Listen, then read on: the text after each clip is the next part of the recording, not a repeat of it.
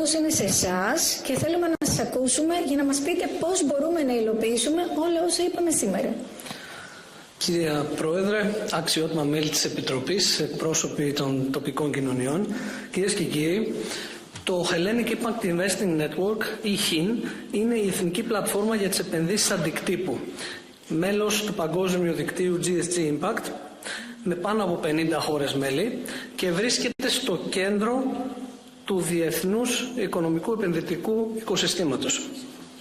Είναι τιμή μου φυσικά να βρίσκομαι σήμερα εδώ στη Βουλή των Ελλήνων ανάμεσα σε τόσο σημαντικούς παράγοντες που αγγίζουν τη γαλάζια οικονομία και βεβαίως μαζί με την κυρία Αλεξάνδρα Κουστό, η οποία την ευχαριστούμε για την έμπνευση της ομιλίας της προηγουμένως, συνιδρυτής και πρόεδρος του Oceans 2050, και θέλω και εκ μέρους του ελληνικού οικοσυστήματος των επενδύσεων αντικτύπου να ευχαριστήσω την κυρία Πρόεδρο Διονυσία Διονοπούλου, όχι μόνο για την πρόσκλησή της αλλά και για την αφοσίωσή της ως ειδική απεσταλμένη του Πρωθυπουργού για τους Ωκεανούς.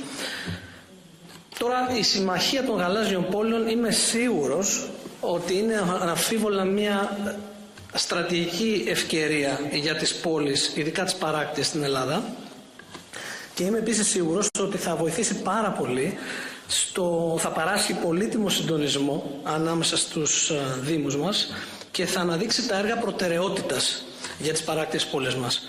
Όμως το κρίσιμο ερώτημα εδώ είναι πώς η πρωτοβουλία αυτή θα οδηγήσει γρήγορα σε υλοποιήσιμες επενδύσεις και μάλιστα με μετρήσιμα και ουσιαστικά αποτελέσματα. Και για να γίνει αυτό θεωρούμε ότι πρέπει να προσελκυθούν τα διεθνή κεφάλαια επενδύσεων αντικτύπου. Η Ελλάδα, ξέρουμε όλοι, ότι έχει μια τεράστια ακτογραμμή και ως εκ τούτου επηρεάζεται πάρα πολύ από τα ισχυρά φαινόμενα όπως πλημμύρες. Αναμένουμε ένα τέτοιο φαινόμενο στις επόμενες ώρες, νομίζω ειδοποιηθήκατε όλοι στα κινητά σας. Ισχυρές ξηρασίες, διάβρωση των ακτών και φυσικά από τη ρύπανση, δυστυχώς, ακόμα και σήμερα, και από την άναρχη ανάπτυξη. Άρα ο στόχος της παράκτειας ανθεκτικότητας είναι σίγουρα επιβεβλημένος. Όμως τα έργα για την επίτευξη της ανθεκτικότητας στις ακτογραμμές της Ελλάδας απαιτούν σημαντικές επενδύσεις. Έχουν υψηλό αρχικό κόστος, αυξημένο ρίσκο και συνήθως όχι άμεσες αποδόσεις. Παραδείγματος χάρη τα έργα διαχείρισης των υδάτινων πόρων, που προηγουμένως επίσης αναφέρθηκαν από κάποιους ομιλητές, τα έργα της προστασίας ακτογραμμής ή οι λιμενικές υποδομές. Σύμφωνα με το πρώτο Hellenic Impact Report, το οποίο δημοσιεύσαμε και παρουσιάσαμε τον Οκτώβριο στο τρίτο συνέδριο για τις επενδύσεις αντικτύπου στο Ζάπιο Μέγαρο, παρατηρούμε ότι στη χώρα μας διαμορφώνεται ήδη ένα μικρό μεν αλλά πολύ δυναμικό οικοσύστημα επιχειρήσεων και πρωτοβουλειών πολιτών με περιβαλλοντικό και κοινωνικό αντίκτυπο. Κάποιες από αυτές ακούσαμε και σήμερα. Ωστόσο, η πρόσβασή τους σε κεφάλαια παραμένει περιορισμένη.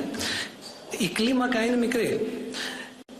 Απαιτούν δε πρόσβαση σε κατάλληλα δομημένη χρηματοδότηση και στρατηγικές συνεργασίες. Στο ΧΙΝ παρατηρούμε επίσης ένα αυξανόμενο ενδιαφέρον για λύσεις μεικτής χρηματοδότησης. Είναι το λεγόμενο blended finance. Όπως και μια αυξανόμενη διαθεσιμότητα κεφαλαίων διεθνώς, τα οποία αναζητούν επενδύσεις με μετρήσιμο όμως περιβαλλοντικό ή κοινωνικό αποτύπωμα. Και εδώ θα ήθελα να επισημάνω τη σημασία της μεικτής χρηματοδότησης που ανέφερε και η κυρία Αυγερινοπούλου προηγουμένως, η οποία αποδείχθηκε απαραίτητη για την κλιμάκωση των επενδύσεων αντικτύπου τόσο σε διεθνές επίπεδο όσο και αναλύοντας το τοπικό οικοσύστημα των επενδύσεων στην Ελλάδα. Οι λύσεις blended finance συνδυάζουν δημόσια ή και φιλανθρωπικά κεφάλαια ώστε να διευκολύνουν και να αυξήσουν τις ιδιωτικές επενδύσεις, μειώνουν δηλαδή το ρίσκο και αυξάνουν τις αποδόσεις για τους ιδιώτες επενδυτές. Έτσι κάνουν τα έργα υψηλού ρίσκου ευκολότερα, πιο ελκυστικά και φυσικά πιο γρήγορα υλοποιήσιμα. Αυτός είναι ο στόχος μας. Διαπιστώσαμε επίσης ότι στην πράξη το εμπόδιο δεν είναι τόσο η διαθεσιμότητα των κεφαλαίων, αλλά η ύπαρξη συγκεκριμένων έργων που έχουν τα χαρακτηριστικά να προσελκύσουν τα κεφάλαια αυτά. Κυρίες και κύριοι, η πρόκληση για τη Συμμαχία των Γαλάζιων Πόλεων σε αυτή τη φάση είναι να προσελκύσει τα μεγάλα κεφάλαια, δηλαδή τα χρήματα των ιδιωτών επενδυτών. Η φιλανθρωπία, τα φιλανθρωπικά κεφάλαια είναι σχετικά λίγα, όπως και τα κεφάλαια του δημοσίου και του κράτους. Δεν αρκούν, κατά τη γνώμη μας. Γι' αυτό, εάν θέλουμε να προωθήσουμε ουσιαστικά και δυναμικά τη γαλάζια οικονομία στην Ελλάδα, πρέπει να απευθυνθούμε στο παγκόσμιο κεφάλαιο αντικτύπου, στο οποίο το ΧΙΝ βρίσκεται στο κέντρο του. Για να γίνει αυτό, λοιπόν, θεωρούμε σημαντικά τα εξής. Καταρχήν, η μεικτή χρηματοδότηση, το blended finance που αναφέρθηκε προηγουμένως. Δεύτερον, ένα αριθμιστικό πλαίσιο.